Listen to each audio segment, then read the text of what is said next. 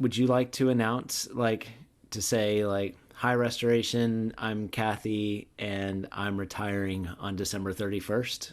Do you want to say that? I think it would be better coming from you than from me. You Would think? you, Okay. would So you? my first reaction always when you suggest something is, no, I'm too scared.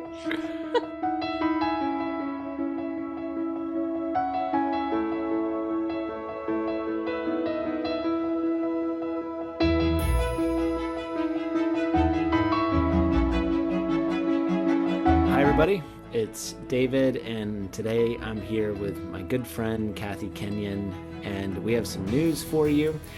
We want to tell you about what God's been doing in her life and how that is affecting our staff team and the changes that are coming. So, Kathy, thanks for being with us, and why don't you tell us where you are right now and what's going on? Okay. Right now, I am sitting in my living room in Westerly, Rhode Island, and it's cold and it's beautiful, and it's preparing for winter now. Yeah. Yeah. So, what are the changes that are coming your way in terms of working at Restoration? Okay. So the changes are I am going to retire, Mm, and it's been, eventually we all do. And I'm not retiring from doing nothing, but with COVID, and Matt and I sold our house really quickly in Virginia. We knew we wanted to downsize. So we're here for the mm, temporary amount of time, but it just seems like it's a good time to announce retiring from Restoration after almost 10 years. And it's very bittersweet. yeah, it is for all of us. And when did you guys decide to move up there, and when did all of that take place? Actually, it was just a process, and we did not even expect this to be the way it is. Julie went off to college, and we knew we were going to downsize. And we had been talking about a condo in Arlington, and we looked at condos, and this was all through the winter. We were kind of just experimenting. What do we think we want to do? And then we realized that we weren't sure about a condo, but whatever we did, we knew we had to sell the house first. Hmm. And then COVID hit, and we knew we were going to spend the summer up here, and we were working from home. Hmm. It wasn't important where we were. And so we thought, let's test the market and just put the house on the market. So it sold in 2 days. That's Everybody quite a says no. test. Yeah. Yeah. Everybody says no surprise, but we really didn't know. It Yeah. was it was June. Everybody had been locked in their houses, so we had no Hmm. idea what was going to happen. So we to a wonderful couple, and we closed and we moved up here. And then you and I started talking, and I realized that I could work from a distance, but Hmm. at some point my presence may be needed. and Hmm. and and I knew that I would be retiring at some point. It was just a question of when. I Yeah. would have liked COVID to have never hit and for it to go a little longer. But for me and for our family, this is what works best for now. And for the next year, we're going to try out Rhode Island. Wow. Well, I know, speaking for myself and for our staff team and for our congregation, we miss you at lots of different levels. Like, our team misses being in the same room together. We miss having you in Arlington on Sundays. And so we've also been aware that this change is happening, but you've been such a vital part of our staff community and a part of our church community. We have missed you, and I've been really grateful for the opportunity just to pray with you and to process with you where is God leading in this time, and to come to this conclusion alongside you. What I wanted people in our congregation to hear is, could you tell us a little bit about when you started? It was 2011 when you came on to our team, and how did you end up working at a small Anglican church in Arlington? Yeah, it's kind of funny because I don't think many people know the story. And as I was thinking about this, I'm kind of where I was then, now. I had 2008 had kind of wiped out the job that I had. And so I was in the middle, I was in transition, and I really had spent about a good 6 months. I had been volunteering, kind of put that aside, and was just like, what am I going to do next? like, and really praying and being really thoughtful about it. It was about the same time we came to Restoration. Wow. So we had gone on that first West Virginia mission trip. And Yep.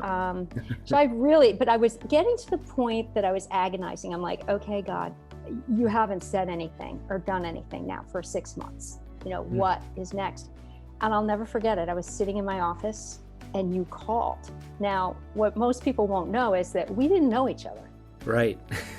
Which is hard to even remember not knowing you. If we had a 1-minute conversation during the mission trip, that would be about it. We didn't know each other, and you called and you said, and I knew this because I was sitting in the pew on Sunday and I knew we were hiring. And we were hiring for a business manager and facility manager, both part-time. And you called and said, hey, we're hiring. Would you consider one or the other or both? And I remember my reaction was like, whoa, like I knew we were hiring, but I thought, I am not worthy to work in a church. I am not holy enough to work in a church. Could this be, but yet when you said it, I was like all things, like just at first it's like, whoa, no. And then it's like, well, yeah, maybe. So interviewed with Mary Vincent and Ramsey, and the rest is history. Came on as business and facilities. That is amazing, because when you said that, it really is like I talk to you almost every day and multiple times a week, and I can't remember when it would have been weird for me to call you, and yet that's where we were back in 2011.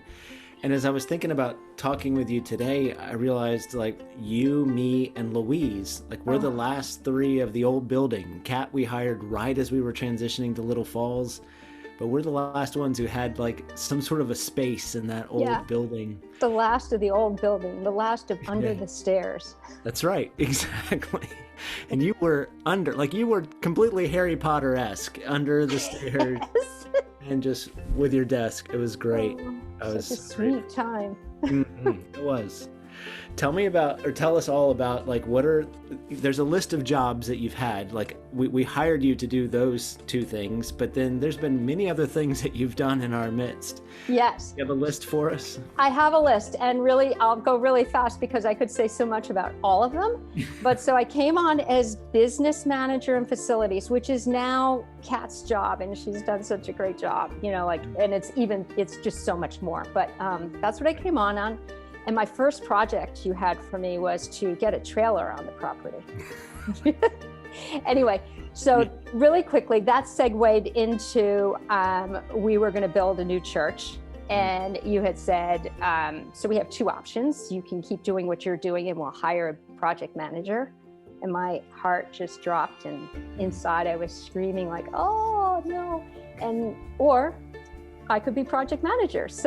And we'll hire somebody else. So I became project manager on the building. We hired Kat, which was just so perfect because she's taken it over and I can't imagine, like I know what she does, and she does even more than I had to do, and she does amazing. But so I got to be project manager on the building, which, oh my goodness, that was so exciting.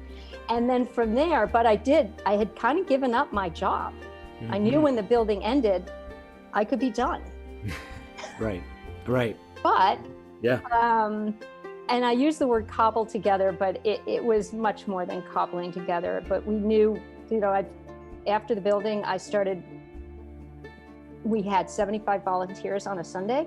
Yeah. So I started by organizing volunteers and just kind of doing lots of different things until we got my title. And then my title really gelled my job. I am the coordinator of Sacramental Life. And for everybody that doesn't know what that means, it means it's kind of lots of everything that you run into in life, and it's behind the scenes at the church. So I get to walk with families through getting them through baptism, and I get to work the pre-marriage mentoring program and walk all those young engaged couples through getting married at Restoration. Yeah. I've had to do funerals occasionally. That's a part of it. Fortunately, that hasn't been a large part of my job. And the membership program. And then whatever little projects come along, like Matthew 25 or a 10-year anniversary or anything like that. Yeah. I feel like, I mean, you describe it as like cobbling together a few things, but one of the things that happened as you were the project manager is your ability to relate to a wide variety of people was so clear. And what I feel like we did in the next job after being the project manager is you became this interface with so much of our congregation. You were the one that was helping people volunteer and serve and try out, like, getting to know our church. Like, you met everybody who was new and sort of helped them get plugged into a way to serve. And I think that was just a real strength of yours, both administratively coordinating it all, but then relationally welcoming everyone with this gift of hospitality that you have. I loved it. So thank you so much for doing that. Well, it was a gift. It was a gift to me. I sometimes when I think about it, I think about how I got to be project manager and building a foundation of bricks and mortar in the actual church. Yeah. And even better than that was the next job, which was a foundation built on people and connections and community, which it's been really special. Yeah, that's a great way to put it. Like, you were the one that helped us to have this space where we worship, and then you were building all these people to be the volunteers to help us worship together. And that's what it means to be a coordinator of sacramental life. I didn't know what the definition was when I offered it to you, but now I do. It's like, I think we still stump a lot of people with it, but yeah, you did it. It's hard whenever my occupation is asked. Yeah, I can imagine maybe as you're talking to people on the golf course, they're like, now what is it that you do? Yeah. Well, tell me, as you think about it, like, what are you going to miss the most as you think about retiring? Oh, I'm going to miss so much of it. If I had to put it in a package, it would be just the connections and the people. And getting to, just connections and people. But I'm really going to miss staff. And one of the things, I think this is probably a good example, because we're like a family, and we're friends. Right. I mean, I genuinely love the people I work for and the people I work with. So one of the things I remember is a party we had bidding you farewell on your sabbatical. Yeah. And we made the table really long, and we had staff and spouses, and we sat around, and Liz had come up with some little conversation thing, but it just was one of, I remember sitting and looking at that table thinking, this is the icing on the cake, and not many people get the opportunity to work with every day. And it is 7 days a week that we're seeing each other sometimes. So I will miss that deeply. Yeah. Because we're still staying at Restoration. So hopefully we'll still see the other people, but I'll miss out on the ins. Yeah. And Kathy, that was a dinner that you hosted in your home. I think about the dinner, or it was actually the lunch that you hosted for Easter for our staff team. And it was when Haley was directing, when Haley did the music for us during Holy Week, and then you had Haley and the staff over. And for us, we had gone through a pretty tough few weeks, and so for us to be together in a place that really felt safe, and where you made us feel like you just took care of us, and you created a space where we could talk about what had been challenging, and we could also tell Haley how much we appreciated her music. And you were sensitive to those things, and you provided places for people to connect to each other, and I will miss that as well. Just how you did that for our team. Thanks for those memories. Yeah, it's been really special for me. Yeah. Tell us what's next. I know you're in Rhode Island right now, and tell us why this house is special to you. Tell us what you and Matt are dreaming about in terms of this next season as you retire from the staff team, stay a part of the restoration community.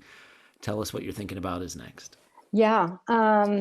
Well, we're in Rhode Island pretty much because this is where Matt's come his whole life. And it's someplace that we came early in our marriage because his mom was here, and we both love it. Our kids love it. The other thing is it's only 2 hours from our grown children, our grandchildren, and my parents in New York. So it's a great day trip distance.